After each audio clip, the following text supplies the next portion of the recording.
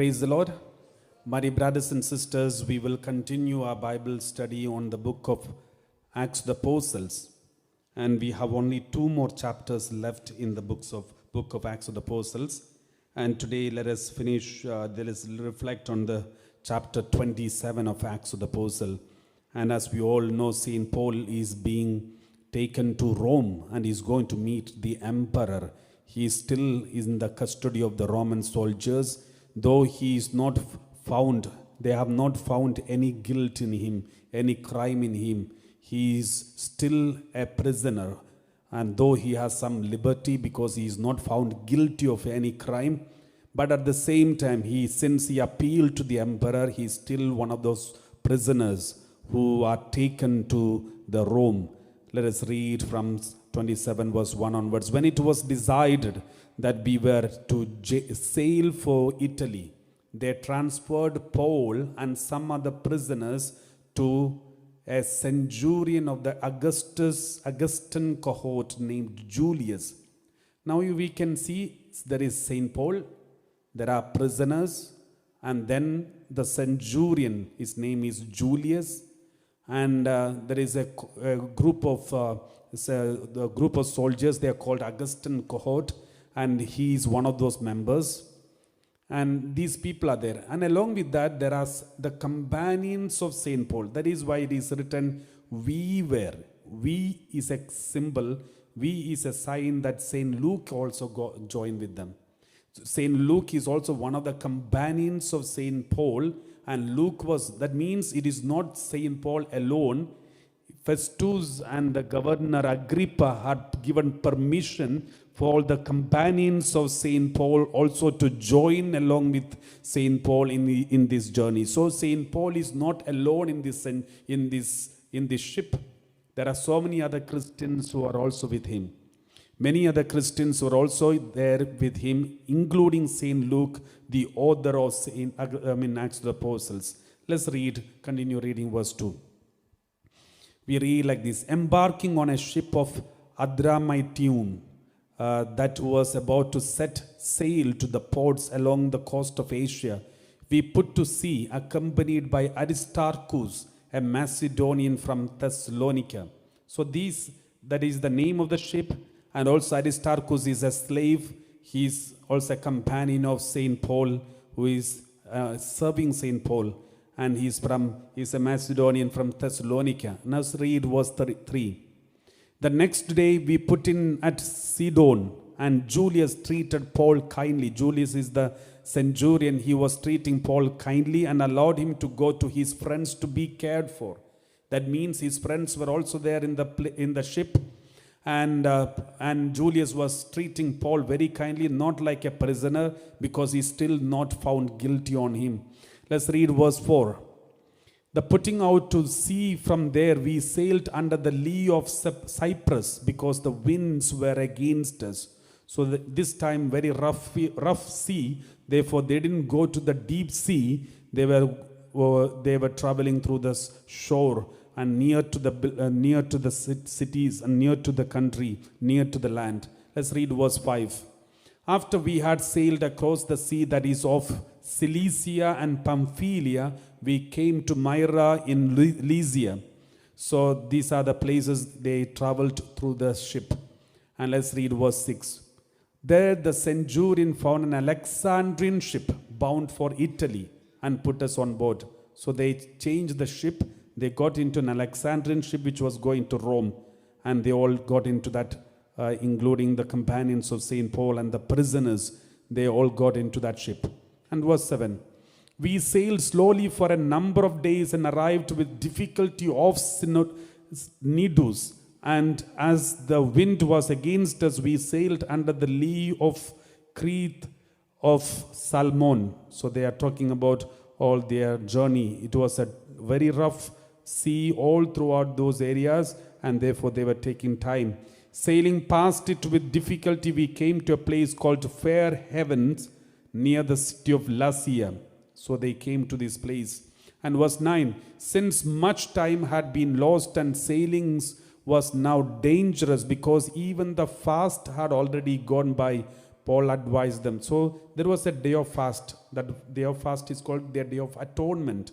And after this Day of Atonement was over, they started planning to journey because the Day of Atonement was over. That means there were so many Jewish people also were in the ship because they had to celebrate the Day of Atonement, and they did the fasting. On the day of fasting, no one is supposed to do work, and therefore they didn't start the journey. Now fasting days are over, therefore they thought of starting their journey. And then Paul said, "Sirs, I can see that the voyage will be with danger, and much heavy loss will be there, not only of the cargo and the ship, but also of our lives." So St. Paul foresee the things. St. Paul knew this is going to be dangerous. Not because he got the gift of vision and word of knowledge. Of course, that word of knowledge also worked here, but at the same time, he is an experienced traveler. He already had a shipwreck. By this time, he had already had 3 shipwrecks. And therefore, he knew the climate, weather, everything. And therefore, he could foresee the danger in front of him. Therefore, he's warning his leaders and the people who are captains of the ship, saying, "Don't travel now. It is going to be a life-threatening journey." But since he's not an expert, according to them, he's not an expert of the oceanography or anything, therefore they didn't listen to him. But instead, the centurion paid more attention to the pilot, the captain, and to the owner of the ship than to what Paul said. Because Paul doesn't seem to be an expert for all these. Therefore, they didn't listen to Paul, but instead they listened to the pilot and also to the owner of the ship. Since the harbor was not suitable for spending the winter, the majority was in favor of putting to sea for them there, on the chance that somehow they could reach Phoenix, where they could spend the winter. It was a harbor of Crete, facing southwest and northwest. So everybody wanted to move out of this place because of the winter. So they didn't listen to St. Paul. And verse 13, we read like this: "When a moderate south wind began to blow," when the very heavy wind stopped and small moderate wind started, they thought they could achieve their purpose. So they weighed anchor and began to sail past Crete and close to the shore. And verse 14, But soon a violent wind called the northeaster rushed down from Crete." So a violent wind started. Verse 15. "And since the ship was caught and could not be turned head on into the wind, we gave way to it and were driven."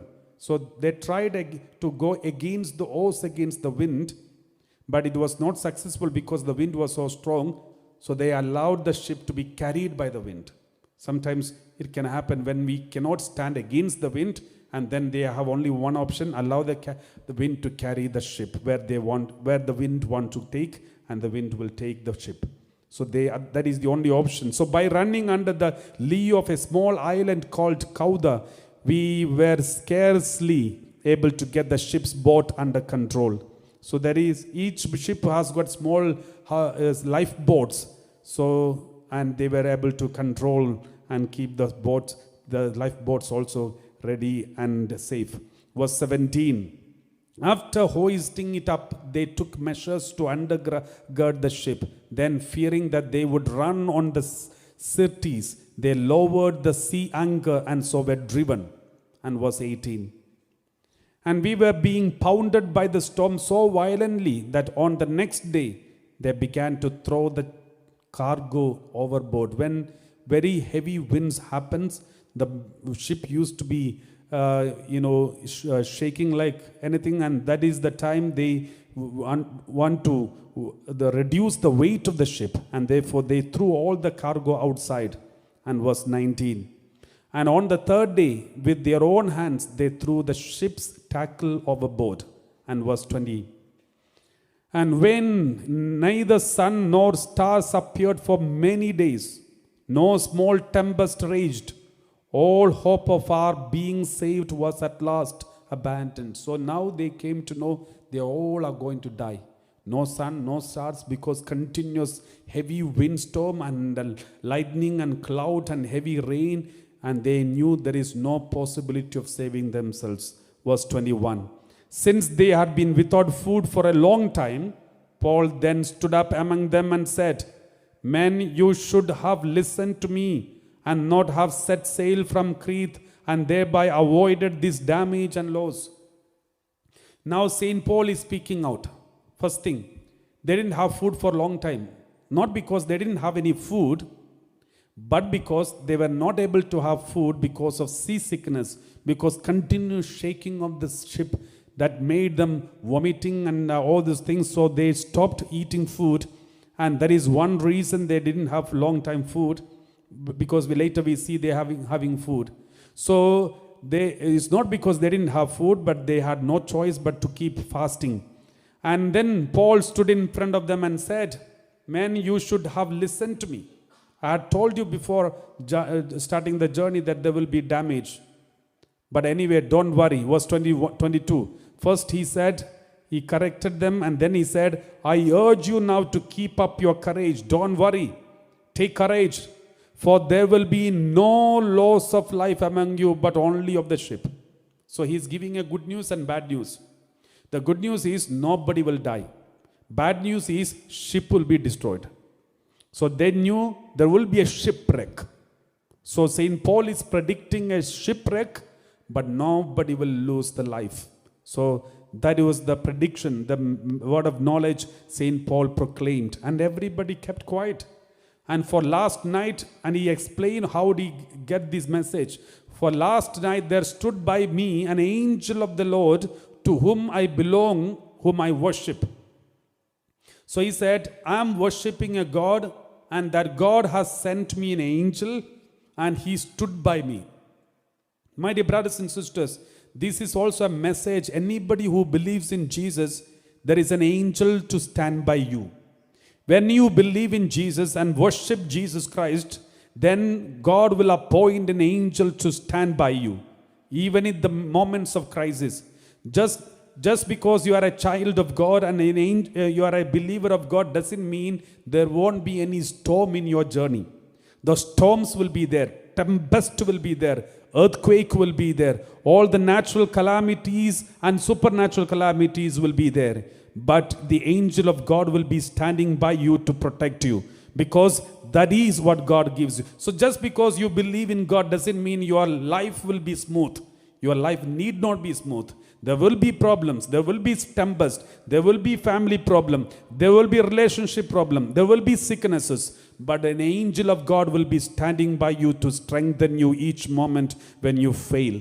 Let's read verse 24. And he said, do not be afraid. The angel told me, St. Paul was explaining, angel came at night and he said, do not be afraid, Paul. You must stand before the emperor. So what does angel says? Don't worry. Even if you are facing a big life-threatening experience in the middle of the sea, don't be scared. You will stand in front of the emperor. So what does it mean? God is giving one more assurance. Paul is already assured that he will be safe, because God has already told him before the journey starts, you will stand in front of the emperor. You will have to testify in front of the emperor. That means he knew he will survive. So he must have prayed for others to survive. So St. Paul was praying in front of God, God, please protect others. Everyone should be protected. None of them should be lost. So he prayed. That is why angel came and said, you will stand in front of the emperor. One more assurance. And he said, God has granted safety to all those who are sailing with you. So all those are sailing with you, God is granting safety. Because you asked for it. You asked for it, and that is why it's granted. Because they are sailing with you. My dear brothers and sisters, if one person is holy in your community, there will be protection granted to others. If one person is holy, the others also will be protected. You know, God said to Abraham, he is going to destroy Sodom and Gomorrah. And Abraham asked, if there is at least 10 people, will you destroy? Then God said, no. If there is at least 10 people in that city, I will protect that city. But there was unfortunately not even 10 people were there. My dear brothers and sisters, in your life, the same way, if there is at least one person, who is holy and connected to God, God will give the safety and protection for the entire family. Verse 25, we read like this. So keep up your courage, men. So again, St. Paul says, don't worry, keep up your courage, men, for I have faith in God that it will be exactly as I have been told. I believe in this God whom I have faith in, and it will be exactly as I have told you. Verse 26. But we will have to run aground on some island. There will be a shipwreck and we will reach an island. So I don't know exactly which island, though God knows. God did not reveal that island's name to Paul, but he said we will reach an island, there will be shipwreck. And verse 27. When the 14th night had come, as we were drifting across the Sea of Adria, about midnight, the sailors suspected that they were nearing a land. So they knew, the sailors understood it's going to a land. Verse 28. We read like this. So they took soundings and found 20 fathoms. The length, the height of the water and also the ship was 20 fathoms.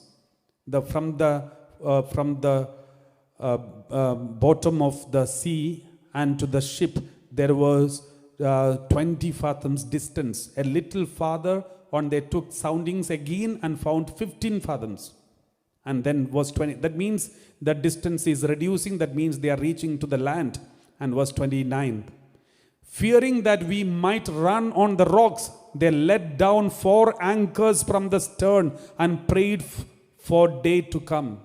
So they let down all the anchors because otherwise the ship will go into the land and there will be a terrible shipwreck and they may not be able to reach out to the land. Therefore, they waited for the next day to come so that in the daytime it is easy for them to swim and reach the land.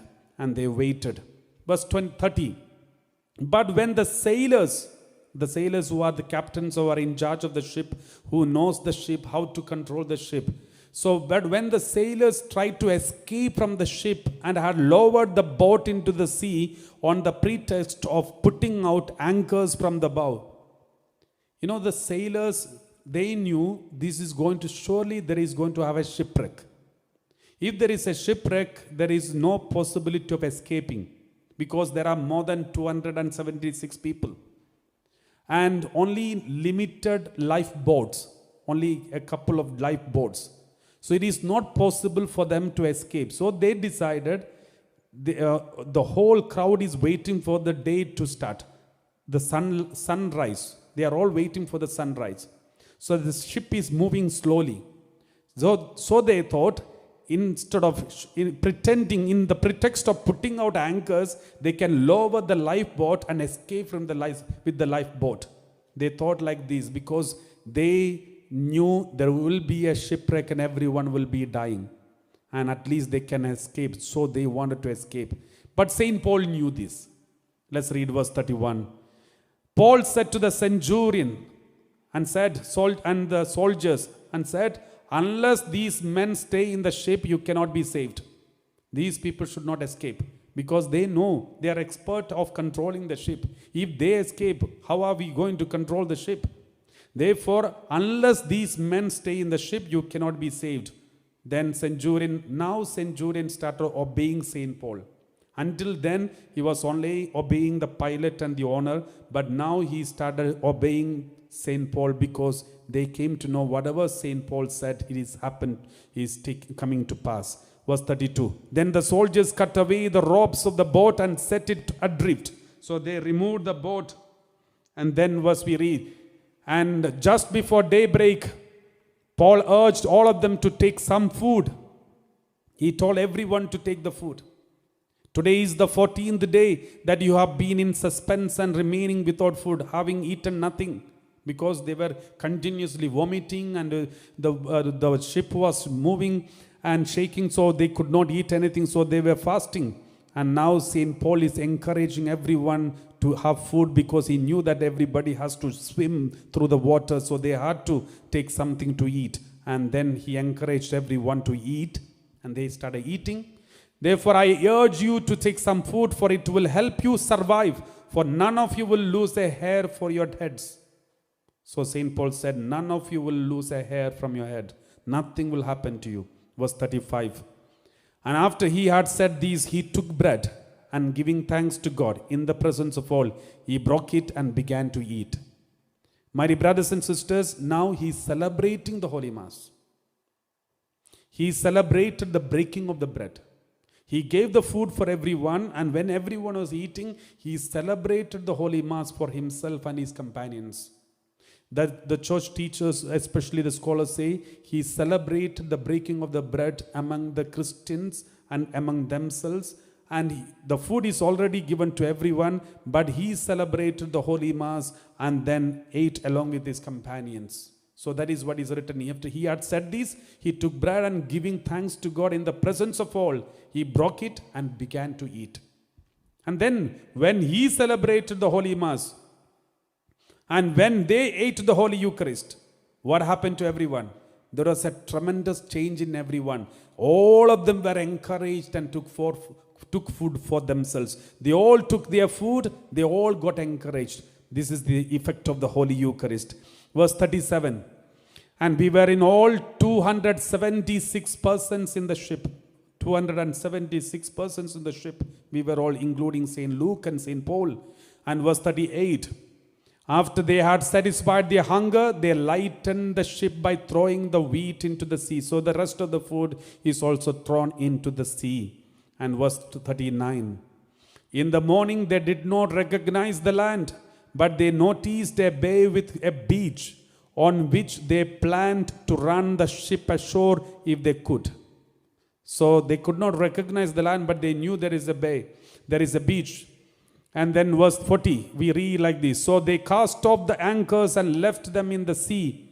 At the same time, they loosened the ropes that tied the steering oars. Then hoisting the foresail to the wind, they made for the beach. And verse 41. But striking a reef, they ran the ship aground. The bow stuck and remained immovable, but the stern was being broken up by the force of the waves. There was a terrible waves, and then the ship wrecked. Verse 42.